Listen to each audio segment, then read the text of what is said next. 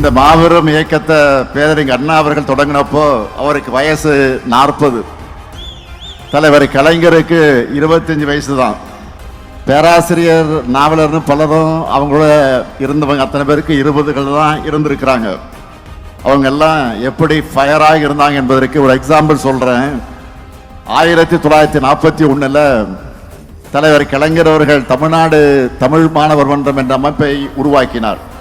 அதனுடைய 1ஆம் ஆண்டு நிறைவுக்கு புரட்சி கவிஞர் பாவேந்தர் பாரதிதாசன் அவர்கிட்ட இருந்து ஒரு வாழ்த்துப்பா வந்துச்சு. அந்த வாழ்த்துப்பால புரட்சி கவிஞர் எழுதின வரிகள் தான், கிளம்பிற்றுக்கான் தமிழச்சிங்க கூட்டம் கிழித்திரிய தேடுதுகான் பகை கூட்டத்தை. இந்த லைனை கேட்கும் போதே அந்த இளைஞர்கள் எப்படி ஃபயராக இருந்திருப்பாங்கன்னு உங்களுக்கு புரியும். அந்த ஃபயர் பிராண்ட் தான் நம்ம திமுக. இப்போ நம்ம தோல்ல தமிழ்நாட்டையும் தமிழ் மொழியும் காக்க வேண்டிய கடமை மட்டுமல்ல, ஒட்டுமொத்த இந்தியாவையும் நாட்டோட பன்முகத்தன்மையையும் காக்க வேண்டிய கடமை நமக்கு இருக்கு. இந்தியாவிலேயே பிஜேபிக்கு எதிராக ஐடியாலஜிக்கல் ஃபைட் பண்ணிக்கிட்டு இருக்கக்கூடிய ஒரே மாநில கட்சி நம்முடைய திமுக தான். மாண்புமிகு அமித்ஷா அவர்களே, நீங்கள் உங்க சங்கி படையே கூட்டிக்கிட்டு வந்தாலும் உங்களால் ஒன்றும் இங்க பண்ண முடியாது. இது தமிழ்நாடு, இது தமிழ்நாடு. எங்களுடைய கேரக்டரையே புரிஞ்சிக்க மாட்டீங்களா?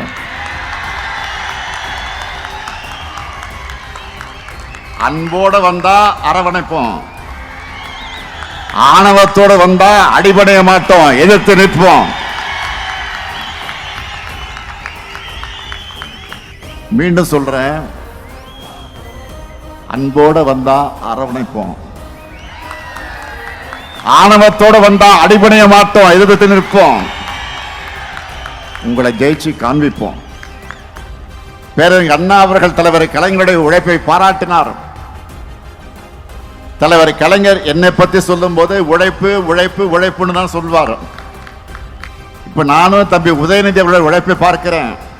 அதே உழைப்பு உழைப்பு உழைப்பு, அதைத்தான் உங்ககிட்ட எதிர்பார்க்கிறேன். அந்த உழைப்புக்கு இருக்கக்கூடிய இளைஞரணி படை தயாரா?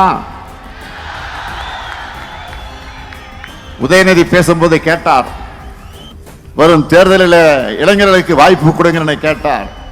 அவருக்கு மட்டுமல்ல, உங்களுக்கு நான் சொல்லிக் கொள்வது, இன்னைக்கு உள்ளாட்சியில, சட்டமன்றத்தில், அமைச்சரவையில், நாடாளுமன்றத்தில் நாட்டையே திரும்பி பார்க்க வைக்கக்கூடிய அளவுக்கு செயல்படுகிற பல பேர் இளைஞரணியிலிருந்து வந்தவர்கள் தான்.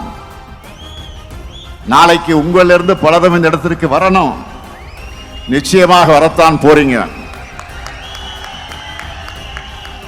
அதுக்கு தயாராக இளைஞரணியும் தாய் வீட்டை பயன்படுத்திக்குங்க. நம்ம திராவிட மாடல் அரசுல லிஸ்ட் போட்டு ஒவ்வொரு டிபார்ட்மெண்ட்லயும் சாதனைகளை ஒரு புக்கா போடுகிற அளவுக்கு தினமும் ஏராளமான திட்டங்களை செயல்படுத்திக்கிட்டு இருக்கோம். அதனாலதான் பொருளாதார வளர்ச்சியில தமிழ்நாடு இந்தியாவிலேயே நம்பர் 1. ஒன்றிய அரசு வெளியிடுகிற பல சர்வே ரிப்போர்ட் எல்லாவற்றிலும் நம்ம தமிழ்நாடு தான் டாப். இந்த திட்டங்கள் எல்லாம் பத்தியும் நீங்க ஃபிங்கர் டிப்ஸ்ல வச்சுக்கணும். இது எல்லாத்தையும் ஒவ்வொரு வீட்டுக்கு கொண்டு போய் நீங்க சேர்க்கணும். மற்ற கட்சிகள் எல்லோரும் தான் பிரச்சாரம் பண்ணுவாங்க. ஆனா அதுல இருந்து தனிச்சு தெரியக்கூடிய மாதிரி உங்களுக்குன்னு ஒரு ஸ்டைல் இருக்கணும். அந்த பிரச்சாரத்துல 10 ஆண்டு கால தமிழ்நாட்டை படுபாதாளத்தில் தள்ளின அதிமுகவினர் தாங்கள் ஏதோ உத்தமர்கள் போல வேஷம் போட்டுக்கிட்டு வந்து வாக்கு கேட்பாங்க. அதேபோல் தமிழ்நாட்டுக்கு துரோகம் செய்வது மட்டுமே வழக்கமாக வச்சிருக்கக்கூடிய பாஜகவினர் வழக்கம் போல தங்களுடைய பொய் பரப்புரைகளை பரப்புவார்கள். பதற்றத்தை உண்டாக்க அரசியலை வச்சு எலெக்ஷன்ல சந்திக்கலாம்னு வருவாங்க. இவங்க கிட்ட கைகட்டி வாய் புத்தி அடிமை சேவகம் செஞ்சு கொண்டிருக்கக்கூடிய தமிழ்நாட்டோட உரிமைகளை, தமிழுடைய சுயமரியாதை அட வைக்கலாம்னு நேரடியாகவும் மறைமுகமாகவும் வேலை செய்ய பல கூட்டங்கள் இருக்கு. 2026 தேர்தலில் மக்கள் முன்னாடி இருக்கக்கூடிய கேள்வி என்னன்னா, இன்னும் 50 ஆண்டுகள் முன்னோக்கி நடைபெற போறோமா, இல்ல ஆண்டுகள் பின்னோக்கி இழுக்க முயற்சி பண்றவங்களுக்கு அடிபணிய போறோமா? ஆக அந்த கேள்விக்கு மக்கள் விடையளிக்க போற விடைதான் திராவிட மாடல் ஆட்சி 2.0.